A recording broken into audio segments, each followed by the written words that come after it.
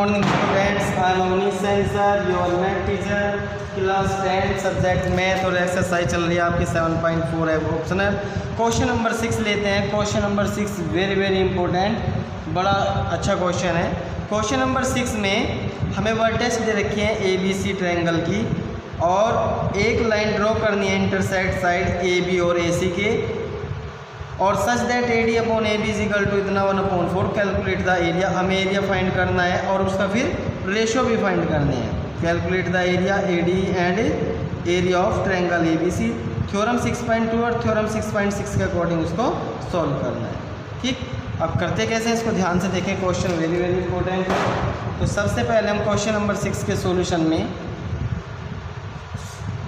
Given है हमें एक ट्रायंगल को बनाएंगे और ट्रायंगल में वर्टेक्स दे रखी है A, B और C।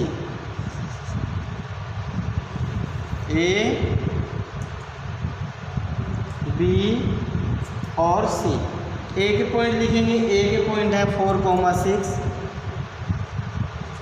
B के पॉइंट है आपके 1,5। सभी बच्चे बुक ओपन करें, बुक के अकॉर्डिंग देखें 7,2। 3 पॉइंट्स हैं आपके, 3 वर्टेक्स दे रखे हैं किसी ट्रायंगल की, और जो AB है साइड इससे होते हुए और AC की साइड से होते हुए इंटरसेक्ट लाइन करती है जिसका पॉइंट D और E है। ठीक, अब इसमें हमें एरिया निकालना है। तो एरिया फाइंड करने के लिए सबसे पहले हमें D और E के पॉइंट चाहिए। तो X और Y, इसको हम मान लेंगे XY और इसको मान लेंगे X1 और Y1। Clear.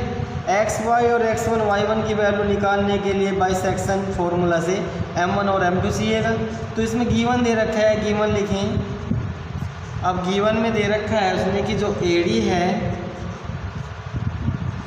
Upon AB is equal to वो इक्वल है AE अपॉन AC के और इज इक्वल टू 1/4।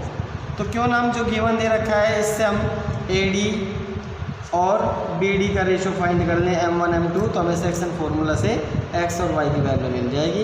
ऐसे इधर E के पॉइंट मिल जाए तो हम सेक्शन फार्मूला से M1 और M2 की वैल्यू मिलते ही X1 और Y की वैल्यू फाइंड कर लेंगे।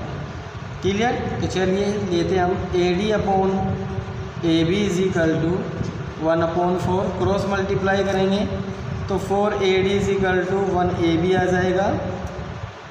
तो इसका मतलब जो 4AD है वो बराबर है, इक्वल है AB के। क्लियर। अब लाइन पर आ जाएं आप A, D और B। अब यहाँ से देखना है कि जो AB लाइन है तो वो किसके इक्वल है, इन दो भागों के। तो AD प्लस क्या हो जाएगा BD, और AB की वैल्यू हमारे पास है तो पुट कर देंगे, क्योंकि हम AB की वैल्यू इसलिए पुट करेंगे क्योंकि हमें ये रेशो फाइंड करने हैं M1 और M2। तो AD से हमारे क्या आ जाएंगे, AD भी निकल आएगी और BD भी निकल आएगी, जिससे रेशो फाइंड हो जाएंगे। तो 4AD माइनस हो जाएगा AD is equal to BD, तो ये आ जाएगा 3AD is equal to BD। BD का रेशो 1 है, तो रेशो निकालने हैं तो AD upon BD is equal to आ जाएगा 1/3। तो यदि रेशो लिखें तो AD रेशो क्या आ जाएगा BD 1/3। क्लियर।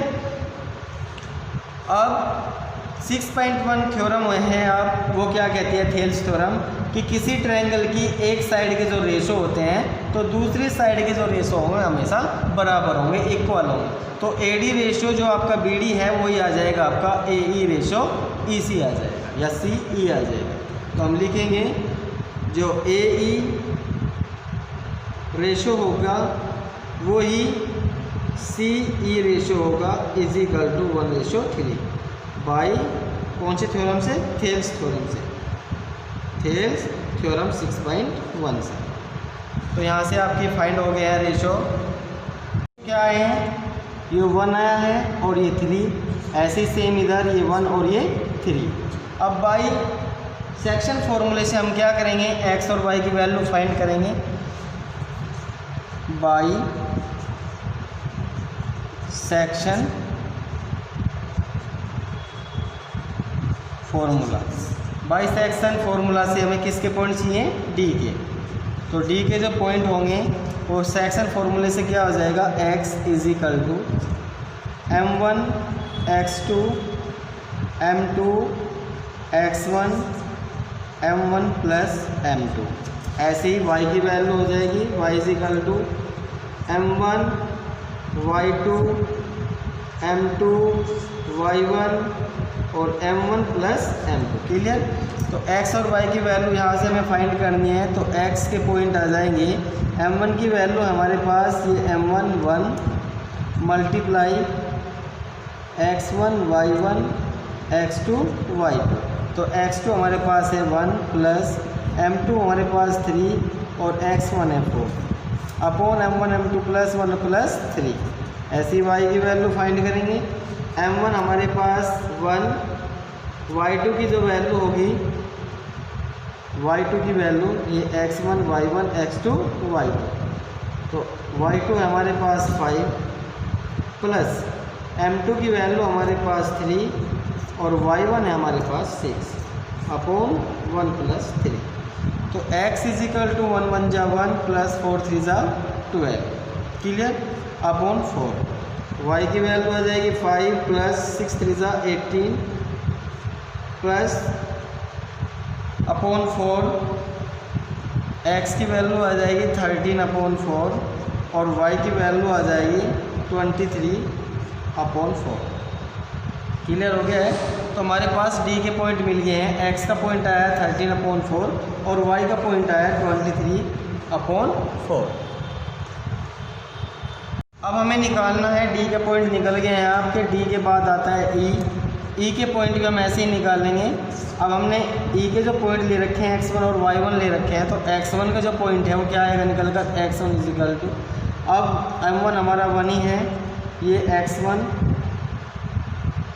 y1 और ये x2 y2।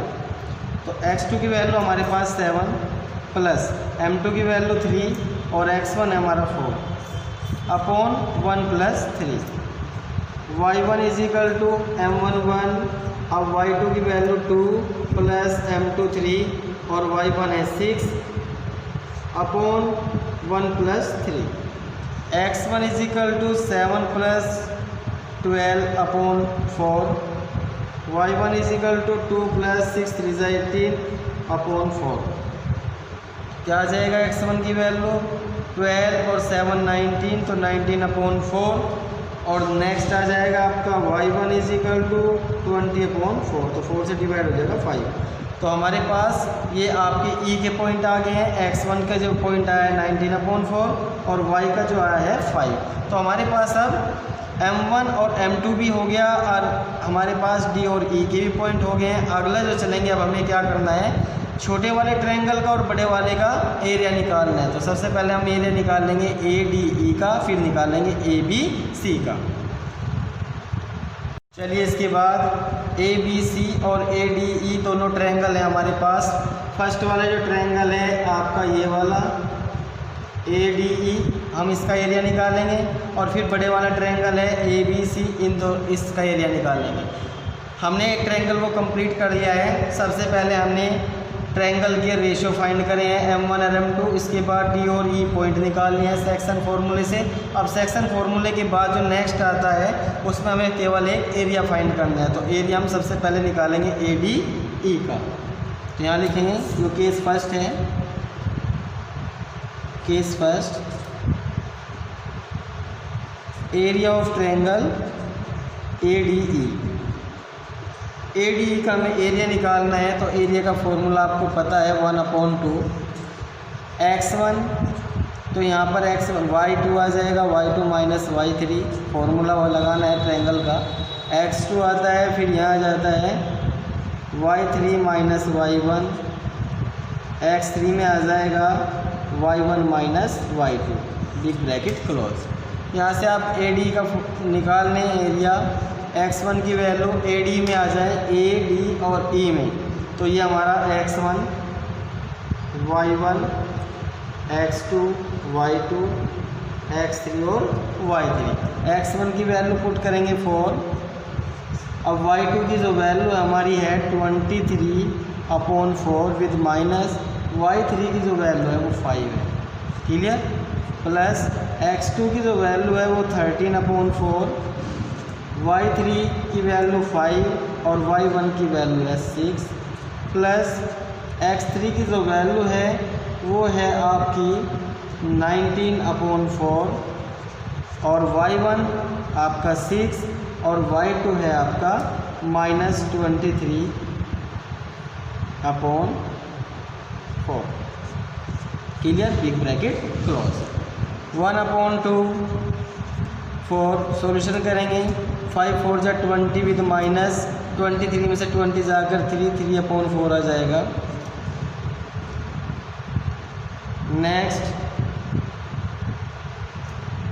प्लस माइनस, क्योंकि 6 माइनस के तो माइनस आ जाएंगे, 5 में से 6 में से 5 जाकर -1 तो माइनस के 13/4, क्लियर। नेक्स्ट को ओपन करेंगे तो 6 4 जा 24, 24 में से -23 1 तो ये आ जाएगा प्लस का 19/4, 4 जा 60, क्लियर हो गया है, ब्रैकेट ओपन हो गया है। सॉल्यूशन कैलकुलेशन करनी है, कैलकुलेशन आपको आती है करनी, तो 4 × 3/4 विद माइनस 13/4 प्लस 19/60, 4 से 4 कैंसिल हो जाएगा तो 1/2 ये आ जाएगा 3 - 13/4 प्लस 19/16 1 करके 16 एलसीएम आ जाएगा। तो 1/2 से सोल्व करेंगे तो सोल्व करने के बाद 16 आ जाएगा आपका एलसीएम, तो ये आ जाएगा 16 3 × 48 विद -52 और प्लस का आ जाएगा 90 कैलकुलेशन करने के बाद। 1/2 48 में से 52 विद -4 बचेगा और प्लस का 19/60। 2 से कितनी बार जा रहा है, 8 बार जा रहा है, ठीक। और 19 में से 4 19 में से 4 जाकर 15 तो 15 कितना बचेगा, नहीं ये घटेगा नहीं, सॉरी ये तो मल्टीप्लाई में है, 16 तो ये आ जाएगा 32, 16 2 जा 32, तो इसका जो आ जाएगा area of triangle AD square unit, ये आ जाएगा 15/32 फर्स्ट वाले का। अब नेक्स्ट लेते हैं केस सेकंड है हमारा ABC।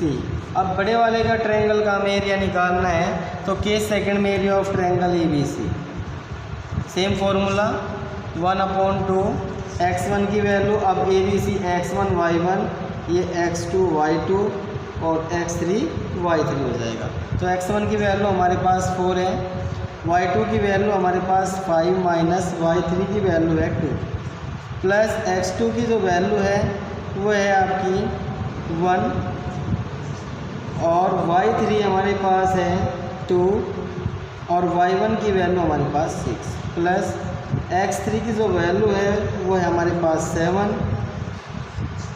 y1 की जो वैल्यू है वो 6 है और y2 की जो वैल्यू है हमारे पास 5 है। अब इसको सोल्व कर लें। 1/2 4 5 में से 2 जाकर मल्टीप्लाई 3 2 में से 4 में 6 में से 2 जाकर -4 विद -4 6 में से 1 जाकर 6 प्लस का 7, ये आ जाएगा 1/2 4 3 × 12 -4 प्लस का 7, 12 में से 4 जाकर 1/2 8 प्लस 7, ये आ जाएगा 8 5 7 8 7 15/2, क्लियर। ये आ जाएगा 15 कितना आ जाएगा 15/2 आ जाएगा। तो 15/2 ये सेकंड वाले का एरिया है स्क्वायर यूनिट, क्लियर हो गया है। तो केस फर्स्ट में आपका जो एरिया है वो आया है आपका 15/32 और सेकंड में आया है आपका 15/2। चलिए अब केस फर्स्ट और केस सेकंड में आपका एरिया फाइंड करने के बाद अब आता है ratio.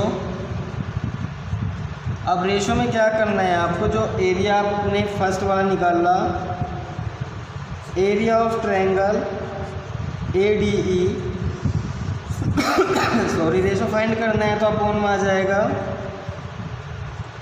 Area of triangle ABC। First वाला जो रेशो वो आया था एरिया ऑफ ट्रायंगल, वो आया था आपका 15/32। अब अपोन में तो मल्टीप्लाई में हो जाएगा और रेसिप्रोकल कर देंगे, यहाँ जाएगा सेकंड आया है आपका 15/2, उसका रेसिप्रोकल हो जाएगा 2/15, 15 से 15 कैंसिल हो गया 2/32 तो 2/16। तो अब आपका रेशो हो जाएगा 1:60। क्लियर, ये आपका रेशो आ गया है। अब नेक्स्ट जो 6.6 थ्योरम है उसके अकॉर्डिंग उसने कहा है कि किसी ट्रायंगल के जो रेशो होते हैं वे दोनों ओर बराबर होते हैं।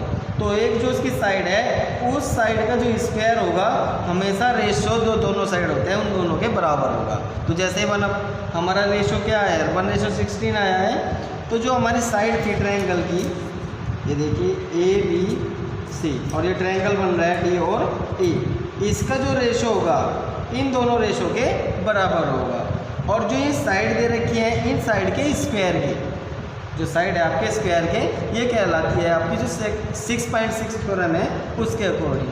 तो हम क्या कर देंगे, साइड देख लेंगे ये वाली। तो साइड हमारे पास क्या है AD/DB